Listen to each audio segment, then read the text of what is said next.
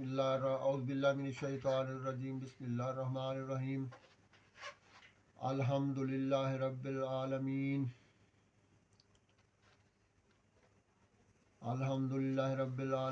अर्रहमानिर रहीम मालिकि यौमिद्दीन इय्याका नअबुदु व इय्याका नस्तईन अल्लाहुम्मा सल्लि अला मुहम्मद व अला आलि मुहम्मद व बारिक वसल्लम। एक दफ़ा का जिक्र है कि एक दोस्त की हाज़िरी मैंने खोल दी थी एक कलाम की मदद से। उसके साथ एक बहुत ताकतवर बुज़ुर्ग थे जिन्होंने 500-600 साल पहले वफ़ात पाई, और एक उनसे बड़े थे सिलसिला कलंदरिया के जिन्होंने कोई 1100 साल पहले वफ़ात पाई थी, 1000 साल पहले। तो ये दोनों बहुत ताकतवर थे। तो एक दिन हाज़िरी हो रही थी, वो बुज़ुर्ग आ गए जो बड़े थे। ये बड़े बुज़ुर्ग वो थे, मुझे उसने बताया था कि जब ये आते हैं तो दूसरे बुज़ुर्ग जो है वो इनके सामने हज़रत शहबाज कलंदर, दाता अली हजवेरी, ये इनके सामने बड़े अदब से खड़े होते हैं। पता नहीं, ये मुझे इल्म नहीं कि ये वो सैयद होने के नाते कि हमारे बड़े हैं इस वजह से या कोई मकाम के रुतबे से, मुझे इल्म नहीं। तो मैंने उस हाज़िरी में उनसे एक सवाल कर लिया। मैंने कहा जी मुझे तहकीक करनी है थोड़ी सी, ये तो करवा दें। उन्होंने कहा जी माइए। मैंने कहा कि मुझे ये बताएं कि ये जो रूहानियत है, जब बंदा किसी का मरीज़ होता है वो पीर देता है या जो उस्तादी देता है वो देता है, ये कहाँ से आती है? तो उन्होंने कहा कि उन्होंने देखने के बाद बताया, कहने लगे दिमाग में एक छोटा सा खुलिया है जिसके अंदर ये रूहानियत पैदा होती है। यहाँ 3 रूहानियतें होती हैं, एक कानून की है, एक बदी की है, एक नेकी की है। कानून जो है उसी के जो असूल तय करते हैं, अंदर खुलिए कि ये दोनों रूहानियत उसी पर चलेगी, बाहर से उसमें कोई मुदाखलत नहीं कर सकता। और उसके बाद ये जो भी रूहानियत बाहर आती है, बाएं जानब होती है तस्वीर पैदा, दाएं जानब होती है तस्खीर पैदा, और कमर के पीछे इसका बनता है फार्मूला। और बाकी जितने भी कलाम कड़े हैं, जितने भी कलाम पढ़ेंगे, कुरान का पढ़ेंगे, कोई भी पढ़े, काला पढ़े, जो भी है वो उसी फार्मूले से उसकी तस्वीरें पैदा होंगी।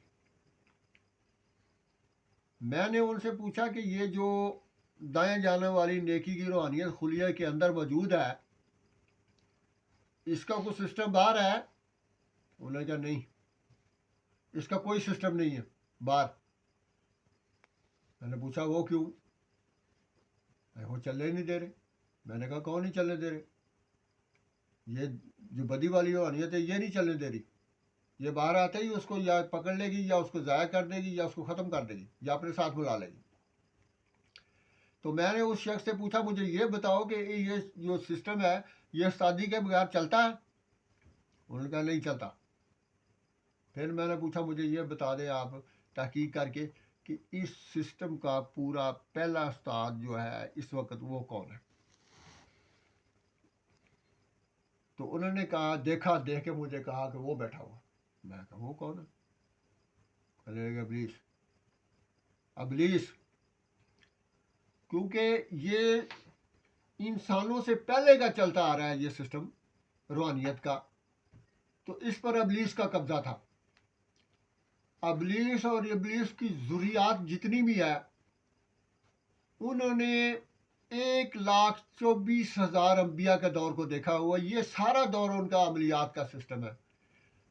तमाम बीमारियां जो हैं ये जादू के ज़रिए से होती हैं। जादू एक मटीरियल है और उसी मटीरियल से ये कसरें पैदा की जाती हैं, और यही कसरें हैं जो इंसानी जिस्म में लबलबे की सूरत में आती हैं और आकर फिर बीमारियां पैदा करती हैं। सीने में जलन पैदा होती है, खांसी होती है, हार्ट अटैक होते हैं। ये मुख्तलिफ तरह की मुख्तलिफ नवा की कसरें हैं। दुनिया की कोई ऐसी चीज़ नहीं छोड़ी इन्होंने जिससे कसरें ना पैदा की हो। تو مجھے بھی ایک لگی تھی، ایک کسر کے ذریعے ایک پھوڑا لگا تھا میری گردن کے پیچھے تھا، اور اس میں سارا دن یکدم مجھے یوں محسوس ہے جیسے کچھ چیز چبک مار رہی ہے، سوئیاں مار رہی ہے۔ تو میں یہ 3 ماہ ہو گئے، کئی دم کرائے، کئی کچھ کیا لیکن نہ ہٹا۔ ایک دن اس دوست کے ذریعے میں نے کہا یار مجھے تھوڑا سا حاضری کے ذریعے اس کا تجربہ کراؤ کہ یہ کیا چیز ہے، میں نے دیکھنا ہے یہ کیا چیز ہے جو اس کو بڑھا رہی ہے، سوئیاں مار رہی ہے۔ یہ تو جتنا ختم ہوتا ہے وگتا ہے اتنا پھر نیا بن جاتا ہے، جتنا یہ ریشے کی صورت میں وگتا ہے اتنا پھر نیا بن جاتا ہے، پیچھے اس کے کیا چیز ہے۔ تو انہوں نے دیکھا، دیکھ کے مجھے بتایا اے وہ کانگو وائرس والے چچڑ نے انہیں چچڑا دی روحانیت پیدا کی ہوئی۔ میں نے اسے کہا اچھا چلو مجھے ایک تجربہ اور کرواؤ کہ سرسوں کے تیل پہ دیکھو چیچڑ آتے ہیں؟ انہوں نے کہا جی آتے۔ میں نے کہا یہ میٹھے تیل پہ، تلوں کا تیل اس پہ آتے ہیں؟ کہتے ہیں آتے ہیں۔ میں نے کہا زیتون کے تیل پہ؟ کہنے لگا آتے ہیں۔ میں یہ تارے میرے کے تیل پہ؟ انہوں نے کہا جی آتے ہیں۔ نہیں تارے میرے کے تیل پہ؟ انہوں نے کہا یہاں نہیں آتے، اسے تو بھاگتے ہیں۔ تو میں نے وہ 50 روپے کا تارے میرے کا تیل لیا، لیکن وہ پھوڑے کے اوپر اس کے چاروں طرف میں لگاتا تھا، آتے تھے لیکن وہاں پہنچ نہیں پاتے تھے جہاں تیل لگا ہوتا تھا۔ اور اس طرح تارے میرے کے اس تیل کی وجہ سے میرا یہ جو پھوڑا تھا نا، یہ گردن کے پیچھے تھا، یہ ہوتا ہے ایک ماس کو کھاتا ہے، تو ایسا ہی تھا۔ یہ تارے میرے کے تیل کی وجہ سے یہ پھوڑا میرا ختم ہو گیا۔ اگر کسی بھائی کو ایسا پھوڑا نکل آئے کہ اس کا کوئی حل ہی نہ ہوتا ہو، تو واحد جو ہے وہ تارے میرے کا تیل ہے، جس کے سامنے کوئی جراثیم نہیں ٹھہرتے، سب جراثیم جتنے بھی ہے وہ وہاں سے بھاگنا شروع ہو جاتے ہیں۔ تو تارے میرے کے تیل کے ساتھ اس پھوڑے کا علاج کریں۔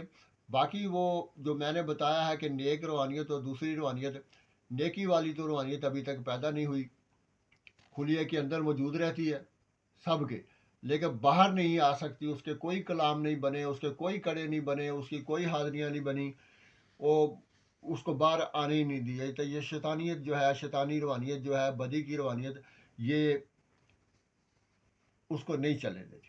تو آخری سوال اس بزرگ سے میں نے جو کیا تھا وہ میں نے یہ کیا تھا، مجھے یہ بتا دے کہ یہ جو بدی والی روحانیت ہے، جو بابے پیر زنا کرتے ہیں، اس زنا سے اس کی روحانیت جو ہے وہ اضافہ ہوتا ہے، اس میں کمی ہوتی ہے؟ تو اس نے بڑے غور سے دیکھا، دیکھنے کے بعد کہتا یہ تو اضافہ ہوتا، روحانیت ود دی ہے، روحانیت کو طاقت مل رہی ہے۔ میں نے،